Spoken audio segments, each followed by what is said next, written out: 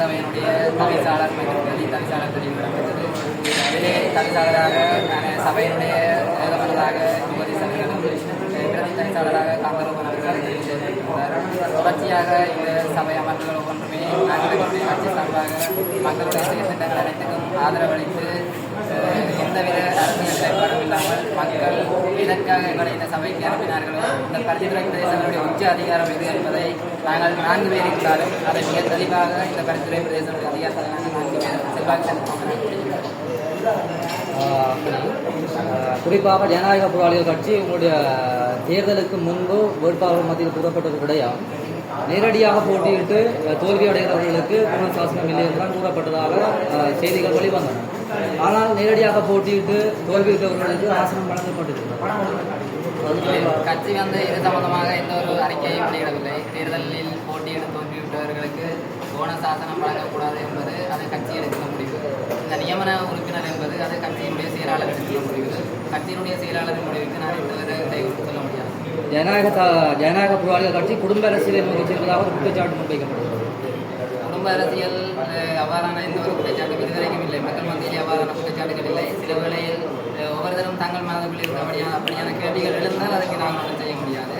ஆனால் குடும்ப அரசியல் நோக்கி செல்வதாக இல்லை. குடும்பத்திலும் மக்கள் எதிர்பார்த்து அனுப்பியிருக்கிறார்கள். அதற்காக நாங்கள் ஒன்றும் செய்ய முடியாது. நேரடியாக போட்டியிட்டு தோல்வியிட்டவர்களுக்கு போனசாசனம் வழங்கப்பட்டிருக்கிறது, சொற்ப வாக்குகளை பெற்றவர்களுக்கு. ஆனால் இதைவிட நேரடியாக போட்டியிட்டு ஏனைய வட்டாரங்களில் போட்டியிட்டவர்கள் அதிக வாக்குகளை பெற்றவர்களுக்கு போனசாசனம் வழங்கப்படவில்லை. இதில் ஒரு முரண்பாடு இருக்கிறது. இதில் குறிப்பாக ஒரு விடயம்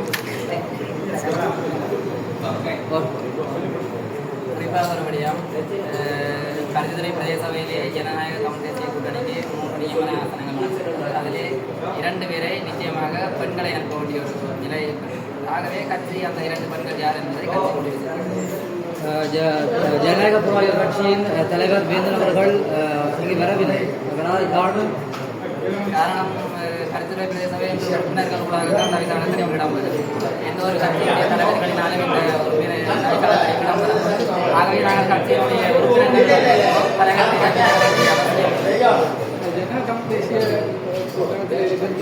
ஜனநாயக போராளிகள் கட்சி தமிழரசோடு இணைந்து மாகாண சபையில் போட்டியிடப் போவதாக தகவல்கள் வெளியாகியிருக்கின்றன.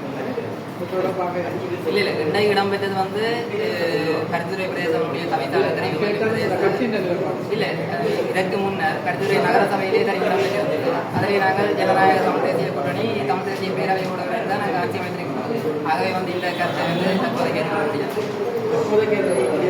தொடர்ச்சியாக அரசியல் முடிவுகள் தமிழ் மக்களுடைய நலன் கருதி தலைவர்கள் எடுக்கின்ற முடிவுக்கு உறுப்பினர்கள் கட்டப்படுவார்கள். ஓகே.